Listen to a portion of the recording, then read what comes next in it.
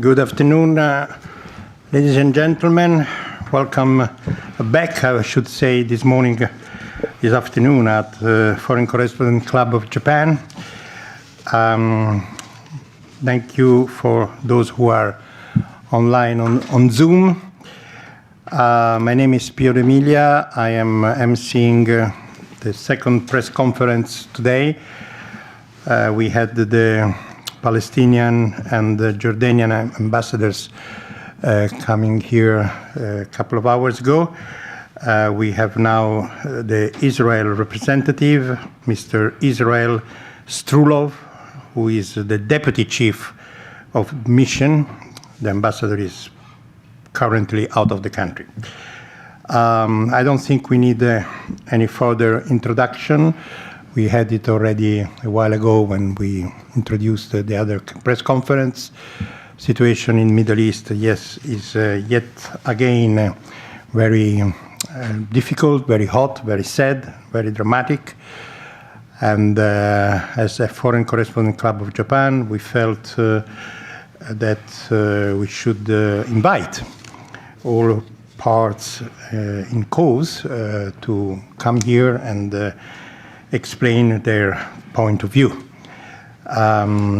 Let me say that we have already sent an invitation to the Japanese government, including Vice Minister Nakayama Yasuhide, who has recently come up with a very strong statement, but until now we didn't have any confirmation about him. So, thank you, Mr. Strulov, for coming with us. Please, the microphone is yours. Have your introduction, and then we will go to the floor for the questions. Yes, Mr. D'Amelio, thank you very much. And good day for the people here and people, of course, joining us online. First, with your permission, I would like briefly address to our host at the FCCJ. Again, thank you for arranging this important press conference. With your permission again, and on a more bitter note, if I may, I would like to express my disappointment from the invitation that was circulated for the press conference that took place just before ours. That invitation included partial and biased information. On another note, I would like to emphasize that my personal preference was to join to the previous press conference in order to have direct discussion and debate, if needed, with the previous speakers. Unfortunately, it couldn't actualize. Again, I'm happy to have the opportunity to clear things up at this respected venue. Mr. Strulov, just let me comment on this. We just spoke in the anteroom before. We apologize for anything you will felt, improper or untrue. But I think we can announce that we have an agreement now between you and Ambassador Walid of Palestine. And probably next week, anytime we can arrange both schedule, we will have a joint press conference here. So problem will be solved. Thank you very much. Thank you very much. This is a good promo for coming. Right. Well, let me start with my comments. Ladies and gentlemen, Israel is under attack. Now, let me lead you through the recent accurate developments. On Monday, the 10th of May, the radical terrorist organization Hamas decided to launch an indiscriminate attack on the civilian population across Israel. More than 1,600, I repeat on the number, 1,600 mortar shell and rockets were fired towards the center of Israel, the metropolitan of Tel Aviv, north of it, towards Jerusalem, the cities of Ashkelon, Ashdod, and other Israeli communities along the border of Gaza Strip and, of course, other areas. During the attacks, 7 innocent people, including Arab Israelis, were killed.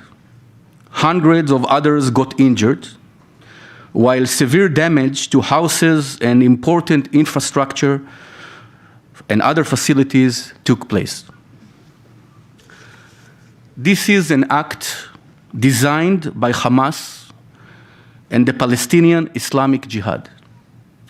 These are barbaric organizations that cares merely about political agenda and has zero empathy to its own people. Both launch rocket to civilian population from within a civilian population. According to what we currently know, about 30%, again I repeat on the number 30%, of the rockets that have been shot till now fell within the Gaza Strip territory, hitting the innocent Palestinian people themselves. The turmoil and the violence we are experiencing are promoted directly by Hamas and the other extremists. Hamas utilized the situation to promote its political agenda in the price of risking its own people and fueling a vicious cycle of violence.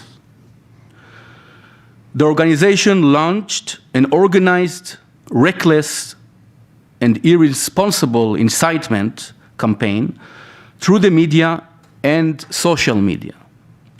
It called directly to act violently, create disorder in Jerusalem, and attack security forces and Jewish people. All this happening in the past few weeks. The continuous reckless incitement has led to disruptions to the public order, to mass riots, and terrorist attacks. We are now witnessing an unprecedented phenomenon in which Hamas directly inciting the Arab communities inside Israel, leading extremists to create chaos in the cities and damaging the very delicate coexistence between Jewish and Muslim that we preserve and actually develop in the past decades.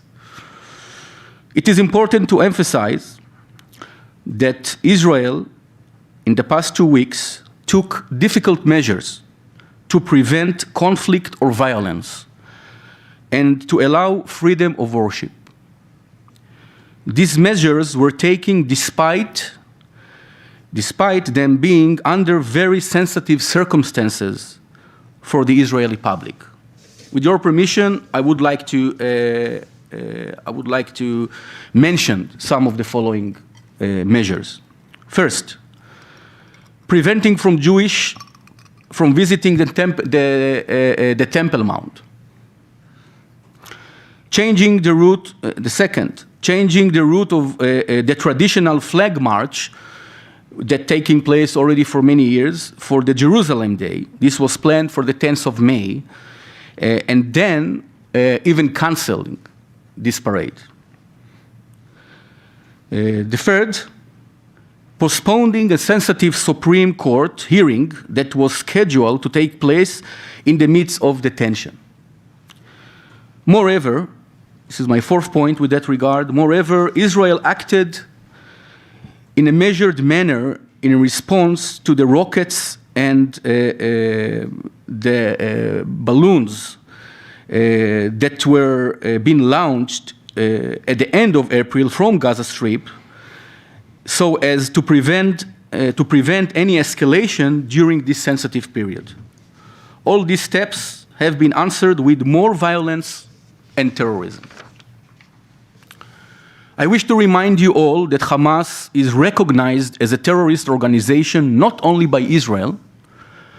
Major countries such as US, the EU, Canada, and Arab countries recognized this group as a brutal terror organization.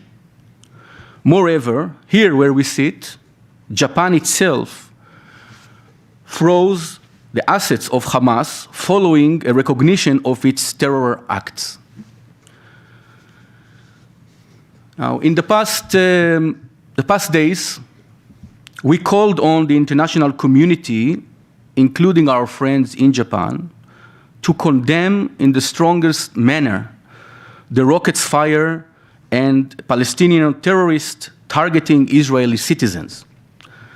We also called for voices to support Israel's right of self-defense. The stability of our region is important for us, for the Palestinian people, and for other stakeholders in our region and beyond. Especially in times of which new peace agreements are being signed throughout the Middle East, and many opportunities are yet to be seized for the benefit of the people. We are very much regrettable on this kind of escalation and developments. Lastly, we say it very clearly again. Israel did not seek this current turmoil. However, we will take any action necessary to protect our citizens, and we will not allow Hamas and other terrorist organizations to attack the civilian population of Israel without a response and a heavy price. It is the right and the duty of every state to protect its citizens, and this is what Israel is doing now. Thank you very much. Thank you. Okay, now I open the floor, which is not very full, but I hope that at least online there are people following. I can't see the screen here. Anthony, please.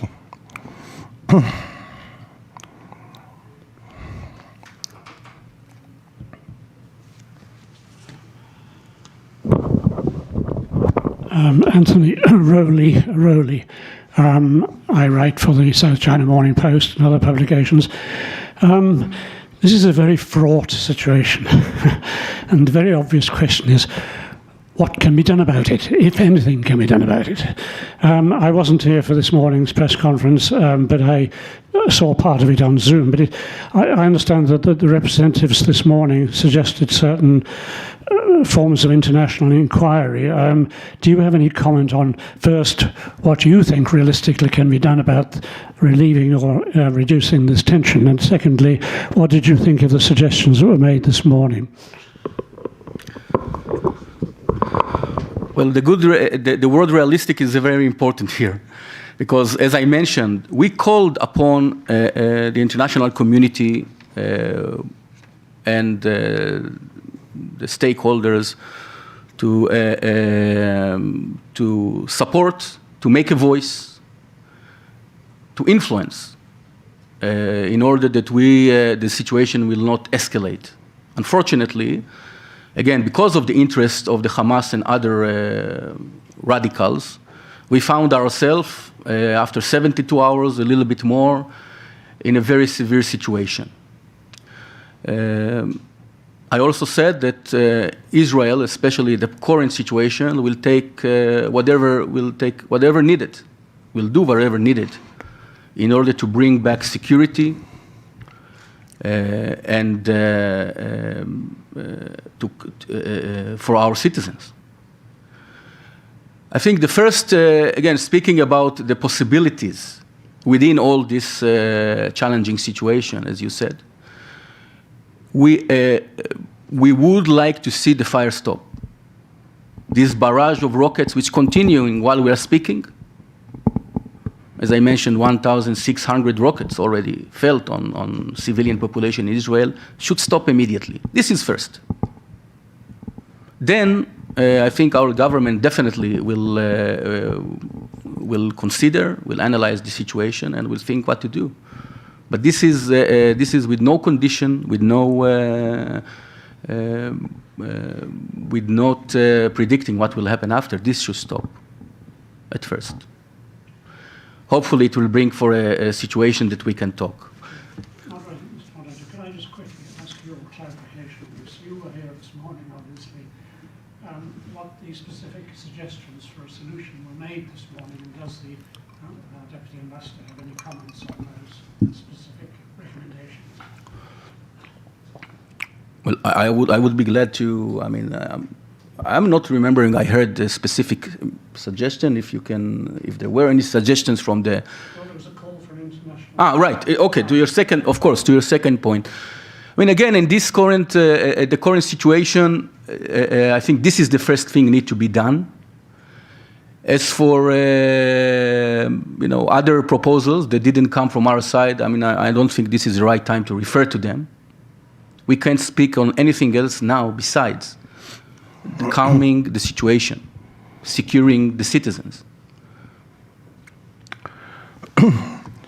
Before shooting another few questions that came online, may I ask you to, I'm sure you are in touch with your government, what is the present situation right now? We read on the wires that yesterday night there was a kind of ground offensive, but that has been somehow stopped or halted, and that the Palestinian side got a tank from the Israeli army. Can you update us on the military operations that are currently going on? Well, on some aspects, we are reading the news like you. I mean, the events are developing very quickly. We also read the news about the ground operation. We saw that there were some foreign media reporting about it. As far as we checked, there is no plan and ground operation that's taking place now. Again, as I said, things are developing quickly, and our military, based on operational considerations, also on the threats that are evolving, will need to consult and react in real time. We mentioned, the previous speakers mentioned Cornet missiles, which are actually, they started to being used just, they were not, were used during the all days, but just recently. This is something, this is an example for a new element that can put all the, the military effort under different consideration. So as for now, as far as we know, just before we entered, we did the check, there is no operation going on. Do you know where the Hamas people gets this current? Who is the vendor or the provider? Yes, well, we know. Okay. And you bring me back to the to the reference to the answer that gave Ambassador Ziam to the same question that was asked. Ambassador Ziam spoke about, I think, a free market. I think this was the reference. And unfortunately, what we evidence in the past, it's long years already. Concretely, we see involvement of actors, and I would name here especially Iran, or concretely Iran with that regard, supporting not only ideology in aspect of ideology, speaking about finance, hardware, training of the extremists, also in Gaza Strip. So one of the answers given to your question would be Iran. It was proven before.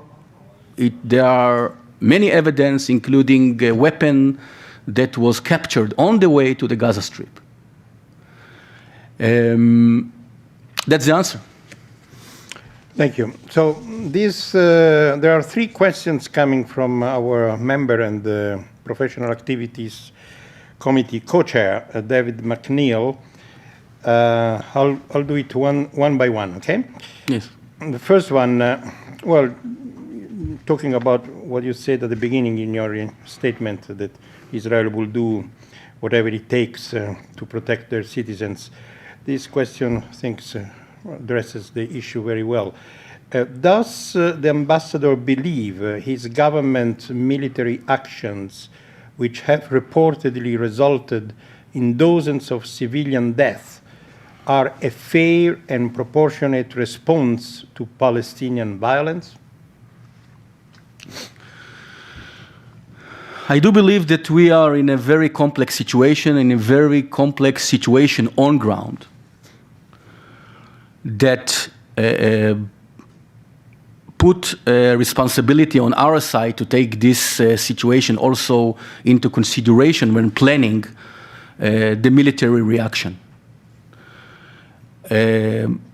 Our activities, our military activities are being examined, are being observed, monitored, and our military take measures that I'm sure that none other military force would take when acting against terrorists. Think about it. We know that there is a building with terrorists sitting inside, designing and planning the attack on our civilian centers, and our operational forces letting them know that we are going to target them. So even in that situation, we take into consideration that Hamas doing it on purposely, of course, putting its command and control places within the civilian center. We know this, and we do the utmost in order to prevent casualties of civilians. But I think as to the questions of the listener who approached, I think the question should be to the Hamas. Why to put their rockets launchers, why to put the commands within the civil population centers, including hospitals, school, buildings? Second question is where we all saw on the wires on the TV some mob violence inside Israel in Jerusalem East. Will the ambassador unequivocally here condemn mob violence unleashed on Arab civilians living in Israel? Well, our Prime Minister was very clear about it.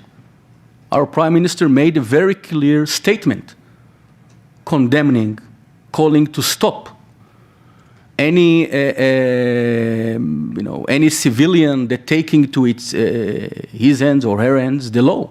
Okay. Very clear, very loud, and we are now seeing steps that taken in Israel in order to prevent this.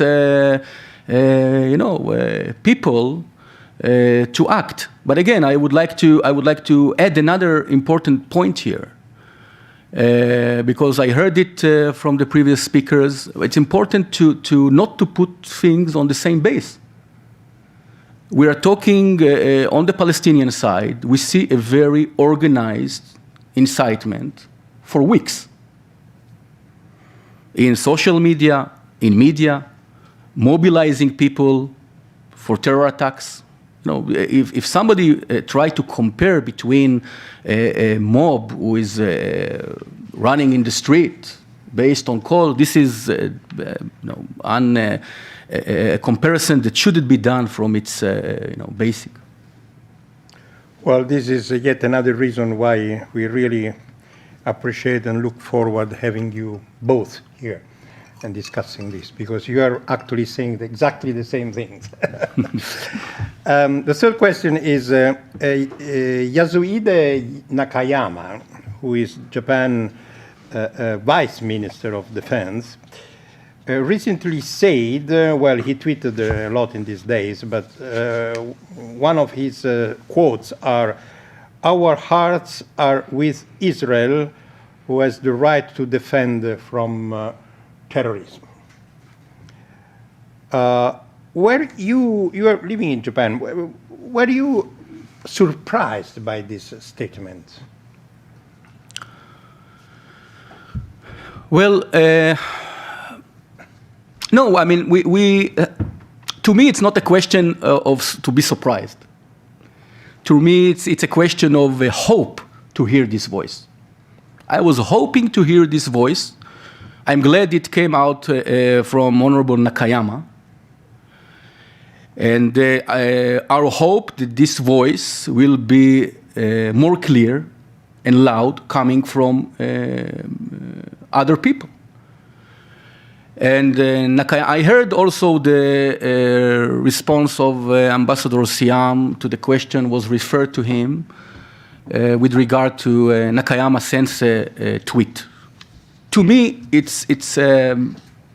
was sad to hear that.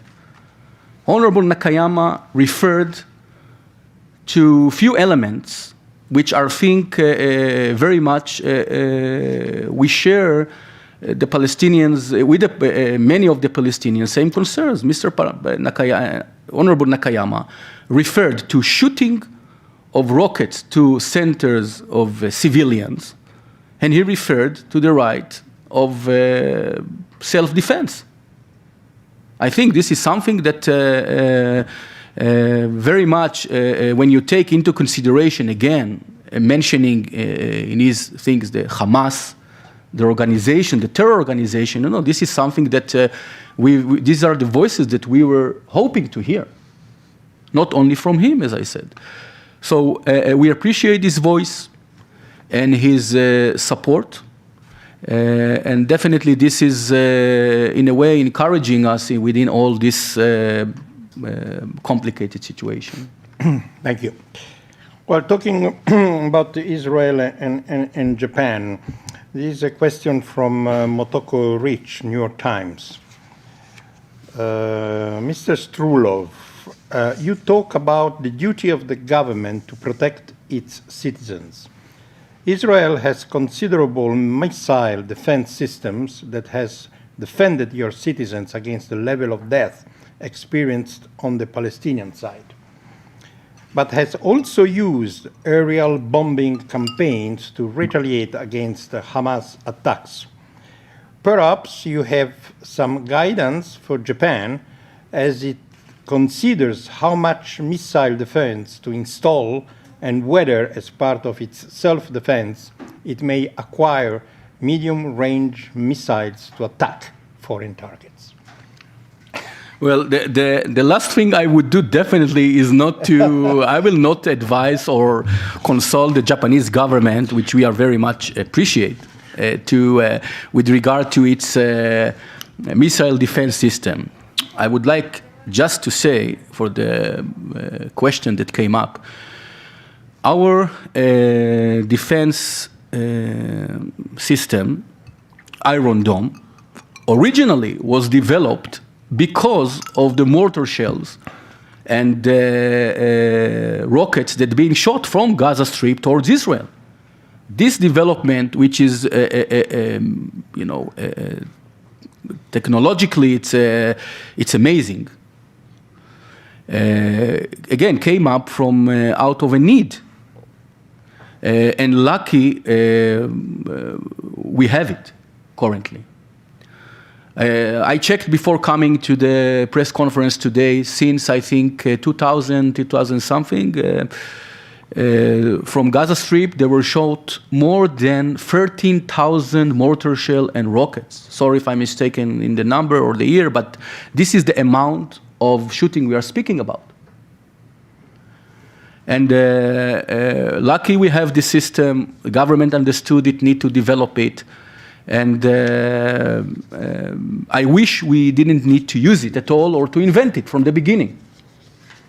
But again, we are very much proud to have it and defending our citizens. Okay, another question now from Tom O'Sullivan. Yeah. I would like to just to correct myself. I apologize. I checked in the data. The accurate data is more than 23,000 mortar shell and rockets. I apologize for the mistake. You forgot 10,000. Only 10,000, only. Okay. But this is since from 2001. The question is, could you comment on the political situation inside Israel at the moment after the fourth inconclusive elections? What are next possible steps? I don't know to comment on the next steps, and frankly, I don't think it would be wise to do it. I can say that we had the elections, the negotiation on establishing of a coalition in that form or another was ongoing.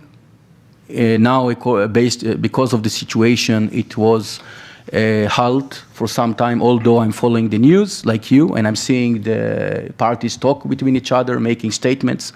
This is an ongoing democratic process, and myself, again, I'm a citizen of Israel. I will follow it like many others.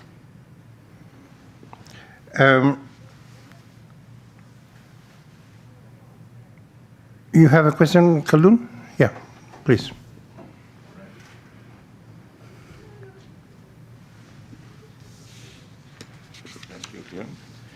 Khaldun Azhari, Pan Orient News. My question is, why doesn't Israel end the occupation and just have peace? And that should include returning Golan Heights to Syria and give back the lands to Palestinians, especially in the settlements. That is, according to the United Nations resolutions. And it's obviously, if you reject that, the Arabs will reject also your occupation. So it's a power game. As long as you have the power, you will stay. But do you think that will be eternal? And Syrians or Arabs will have power one day, and they will take it by power. So why don't you go to peace and solve the problems by peace negotiations and recognize the rights of the Arab people to their land instead of using your power to keep the occupation? And I think that will solve the problem and make peace. Thank you. Thank you very much for the question. Well, I listened the part mostly. I could listen most of the previous guests that spoke here, and I very much I appreciated Ambassador of Jordan, and I think maybe it was Ambassador Ziam also, that referred to peace as a strategic choice.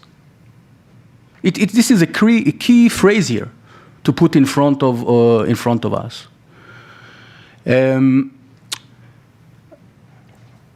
I also remember that Ambassador Ziam spoke about our history on the land. I can debate with him about who is speaking about thousands here, who was here before and after, but I don't think that it's the situation. As also following your question, we are speaking about a desirable peace, a strategic choice which is important to all people. Israel committed to peace. Israel, as we saw in the past few months, doing any effort to reach agreements with our neighbors and other Arab countries. This peace is important for the people, for the sake of prosperity. Our negotiation with the Palestinian, yes, it's long, it's frustrated. We faced difficulties. I can say that during the past decade and more, especially, there have been calls to return to negotiation again and again without preconditions. And this is still a call. And I do hope that, again, I'm following the lines of your question. I do hope that at a certain point we could reach and sit and talk. And again, for the sake of all, for the sake of the people, to reach to an agreement that will enable us to live peacefully next to each other, And again, some of the issues that you mentioned, we said, we are open to negotiation and to talk, including on core issues which are might be difficult, sensitive, but we are ready to speak on the issues without preconditions. So peace is something that we are all looking for and aiming for. Thank you. I think we still have a few question time. Let me ask this question. You mentioned before how the situation developed in recent days and how it came to this point. May I ask you what role, what importance, how much determinant was also another fact that didn't come out yet today, which is the trying of getting, I'm sorry, my English may not be exact, evict or take back or whatever some lands in Sheikh Jarrah, Sheikh Jarrah in East Jerusalem, on the basis that the title of ownership is not ascertained. I mean, can you tell us about this situation?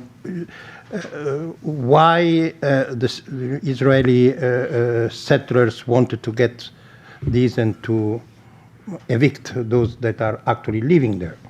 Yeah. And I think I mentioned it in my when I refer to some of the measures that that Israel, our side, took in order to to a little bit to diffuse the tension. Yes, I mentioned and I referred to the request of the legal advisor to the government, to the Supreme Court, to postpone a discussion that was planned to take place exactly as you mentioned. That was the issue. The discussion and future decision on Sheikh Jarrah is, to our view, is a legal matter. It is a legal matter that's being discussed in courts before, moved to the Supreme Court, and will be discussed, will continue to be discussed in the Supreme Court. What we saw, and this is the unfortunate element here, what we saw, Hamas and other extremists using this legal ongoing matter in discussion for political means in order to, again, to incite, to mobilize people and to raise up the fire up to the point where actually to where we reach now. That's my answer. Thank you. Have any other questions? Khaldun, Anthony? I have no other question online, so if you don't have one, I'll insist. I want to learn. So I found this statement by the spokesperson of the UN High Commissioner of Human Rights for Human Rights, Rupert Colville. This is dated a few days ago, 11 May. It's rather long, but let me read you one part of it. Well, first it says how many Palestinians and Israelis have been killed and injured during these days, and the role of the security forces. And I read here, Israeli security forces must allow and ensure the exercise of the right to freedom of expression, association, and assembly. No force should be used against those exercising rights of peaceful. A use of force is necessary. It should comply fully with international human rights standards. These include the prohibition of unnecessary and disproportionate use of force. This has not been the case in the past days. We are particularly concerned about the impact of children, blah, blah, blah. Do you have any comment on this? I have a few comments. One of them, Of course, we are following after the expressions in the international community with regard to the situation. Of course, when it's regard to a high official from the UN, and which is we are in an ongoing discussions, consultations, explanations, sharing. So definitely this comment at its base was noted. I would like to add that the rights of expression, live safely, calmly, is right to all sides. Is relevant and very much important to all sides. We are in a complex situation. Measures needed to be taken. Our side, as I mentioned, took very utmost efforts, utmost means in order not to reach to the situation where, again, we are finding ourselves in. If to put the blame here on this situation is, as I said, is the Hamas, Islamic Jihad, other organizations that dragged us to put us in a situation where we need to take care of our citizens' secure and safety. And again, at the same time, putting their people in a complex situation. Thank you. Oh, yeah, Khaldun, please. Khaldun Azhari again, Panoramic News. There were some reports in the Arabic media and I think international media that there was a missile launched at the Daimona nuclear power in the south. And they say that now the Israeli nuclear power plants are in the range of missiles, and that's a game changer. And there are many reports that Israel has so many nuclear weapons. What's the official comment on this one? And do you think the nuclear weapons Israel has can really help the country in the war against like the Palestinians and other Arabs? Thank you. Well, referring to mentioning the range of missiles as being reported by this, these comments made, and then brought to the Arab media, I would say that yes, unfortunately, what we evidence in the past years is that the capability of the rockets being shot from Gaza Strip is improving. This is one of the challenges. So without referring to that area or another, well, if they told it, maybe they are right. But what we see that definitely these capabilities reaching more and more far. We do have our answers for that challenge. But again, they are being developed not to bring prosperity. They are being developed in order to bring damage and destructions, which bring everybody to a situation of escalation, while we are striving for de-escalation. So this develops. This range of missile is an element here, which again we are following very much. As for the second part of the question. I don't know, I'm reading the news like you, I'm reading the international reports like you. Israel capabilities, that or others, besides that, I cannot comment on that. Okay, Anthony, Dozo.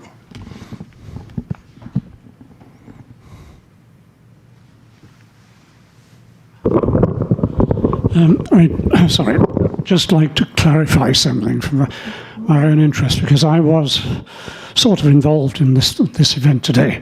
I had a call yesterday evening, from a business contact or friend of mine in Tokyo, who explained to me that the Israel embassy had wished to have a representative at the meeting today, and that although the ambassador was out of town, someone else could have deputised for him. So this person, I don't wish to name the person, said, "What is your advice?" So I said, "Well, you should get in touch with the Professional Activities Committee here at the FCCJ." So I duly passed the name of the people you should get in touch with, which you did. But my question is, were you initially invited to take part was the Israeli side, if you like, invited to take place in the debate or not? I'm not clear about that. Let me just to emphasize and to make it clear. We are very much appreciating the FCCJ. We have long years of many contact. We see it as an honor to be invited to the venue, and we will continue to do so. What happened at the background of the invitation? I mean, we are still checking. Maybe it was misunderstanding. Maybe some technical matters. I think that the important here was that it is important for us to come and to deliver the information and to share it. This is and thank you for the opportunity again. The second element here, as I said, it was the desire and our wish from the beginning to sit with the other guests, to talk, to debate if needed. And as mentioned here, we might have the opportunity to do so. So we'll see how things are going. Well, thank you very much on behalf of the Foreign Correspondent Club, and especially of PAC, which I'm a member of. I can assure you that in every case, especially like this one, we do send the invitation to all parties. As you may imagine, this happened yesterday, probably during the day. Right. So it could have been that a matter of, this is also the country of faxes still. Indeed. Unfortunately, it's not a matter of WhatsApp or WeChat. Indeed. But I can guarantee you that if any delay was there, it was absolutely not intentional and not. I'm sure so. And the proof is that you are here, that we did our best to organize the debate as you wished, and as we, Foreign Correspondent Club, wished to have it all together. Unfortunately, it was not possible. I'm not willing to explain why. But as I said at the beginning, your colleague, Ambassador Walid Siam for Palestine, has expressed the desire to sit and join here. So I hope that we will see you both again here in the short future. Thank you very much. Oh, there is another question.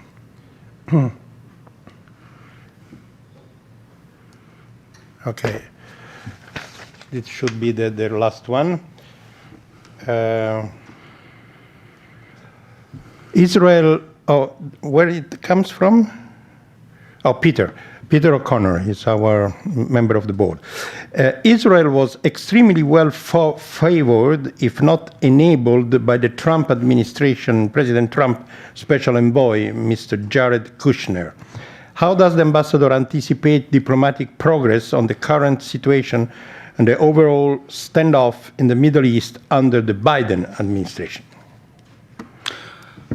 Well, I think it's already being shown that we have a very good relations with the Biden administration, with its people, and this goes to all levels. Our relations with the administration goes, of course, for many years, and these good relations and open relations will continue with no dependency of this on any either president or administration. These are important and strategic relations to Israel, and we are going to keep it like that. Again, with any administration that in position. Thank you, Ambassador. I just consulted with our professional activities manager about the, just to close the incident, not incident, I mean, but the doubts. According with her, yesterday an email was sent to 2 of your emails at the embassy.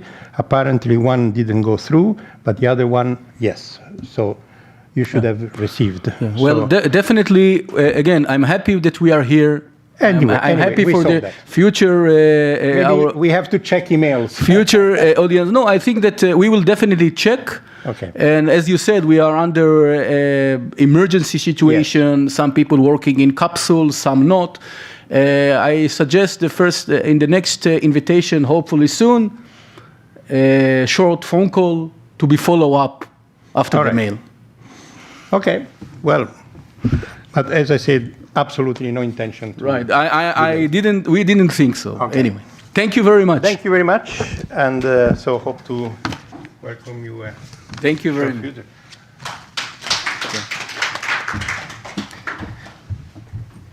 Actually, the real hope is not to